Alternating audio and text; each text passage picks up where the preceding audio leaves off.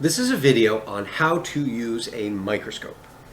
Now you may have a microscope lying around the house that you've never used. You got one, didn't know how to use it, used it, now you're like, yeah, let me use it again. They can be tricky to use, but with a little practice, you can get good at using it, focusing it. So even if it's an old microscope or not like the best microscope in the world, that's okay. You can still see some really cool things. And sometimes if it's an old microscope, the lenses in it are really good. So age doesn't matter with microscopes, just as long as all the parts function. So let's start with the parts of the microscope. There's several basic parts. You got the part you stick your eye up to, the eyepiece, right? Some microscopes, this comes off. On this one, I can trade it out for different magnifications. Sometimes they just are attached. The next part are the main magnifying lenses. On mine, I can rotate it.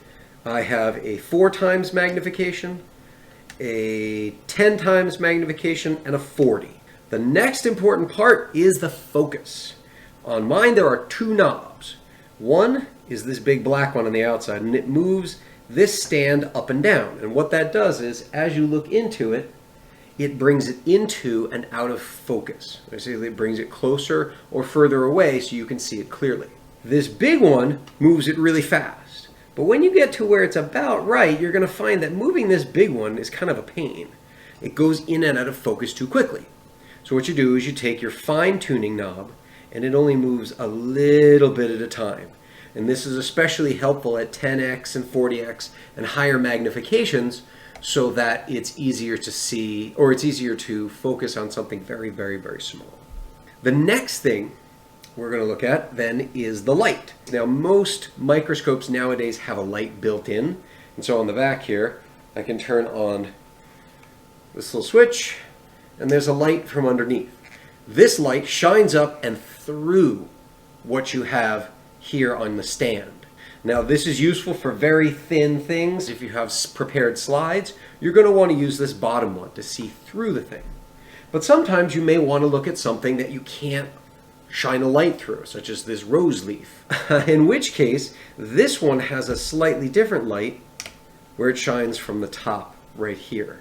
And so on mine, I can put this down here and I can still look at it even if I can't shine light through it. Mine also has a knob here for making it dimmer, brighter, or just off. Also, my light takes batteries, or it can plug in. I have it plugged in right now. So that's it. That's all a microscope does, is that it uses these lenses and they bend the light so that you can see something very small. It brings the image of it makes it much bigger. So to use your microscope, what you do is you start out with the lowest possible magnification. Let's say you have a prepared slide. You put it on the stand here, underneath these little hands, these little arms. The little arms hold your slide in place, because otherwise every time you bump it, your slide is going to move around. It's going to get real annoying. Once it's under here, you turn on your, I'm going to turn on the lower light here. Oh, right. Got to turn the little switch. Turn it on, not all the way. Don't want to blind myself. And then you look through the hole. And whoa, that's way too bright. Let's just turn that down a bit. So we turn the brightness down a bit, and I see exactly nothing. So first thing I do is I use my big, my kind of, it's called gross magnification. It's not really gross. It's just crude. It's also not crude. It's just a big turn. One of the things you're going to notice as you try to use the microscope is you're gonna have a hard time seeing it if you don't get your eye exactly in the right place. So start out back here and you'll see there's a little dot. And so keeping that in the center, you get closer and closer and closer. Do close the other eye. If you can hold it closed on its own, great. Otherwise, do this. So keep your other eye closed. Find the white spot, find the light spot in the center, and then if I move too much, I'll see it goes off to the side. So I want to keep it right in the center until I can see what I'm looking at. Okay? And then if I need to do the fine focus, I can play with the fine focus. And some of the things you'll see under a microscopes are thick, and so you might be able to focus on one part but not another part, right? Relative to the size of what's called the depth of field.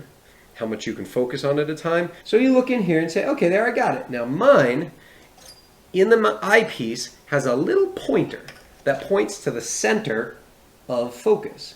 So what I can do then is I can put the pointer right on the thing that I want to look at.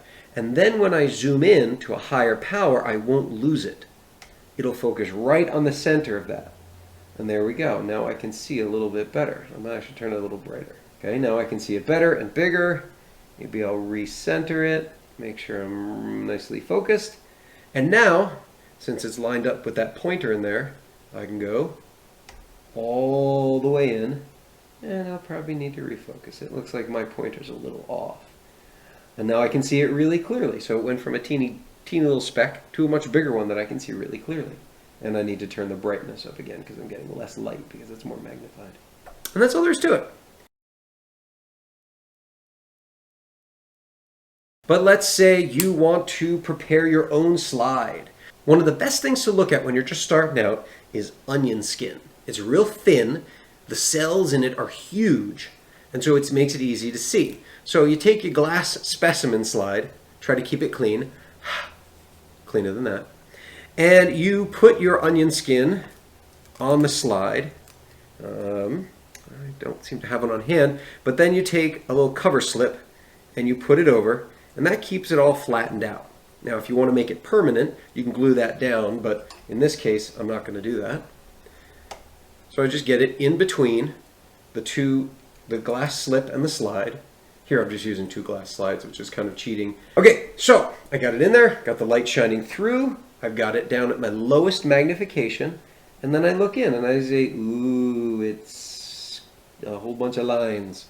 So then I zoom in, and now I can see the different cells a little bit better. And so maybe I want to go all the way in, and then I need to refocus it very slowly at this high magnification. And I think I can't because the glass slide is too thick. And you can even do something like water. So here I grabbed some yucky pond water from the little pond by Leela. And then you can take some of the scum off the top, so you can get some of those good floaty things that you see. And if you have a little pipette, like a little eyedropper, you can use that. But you can also just use a straw. You take your straw, dip it in, tap your finger over the top to hold the water in, and then you just place your drop of water on the slide. Okay? And again, if I had a cover slip, I would use that, but it seems to have disappeared. You take your cover slip, you put it on top, and now, probably mostly what you're going to see at first are water bubbles. In there. Oh, something moved. Let's zoom in. Yeah, there's something moving in there.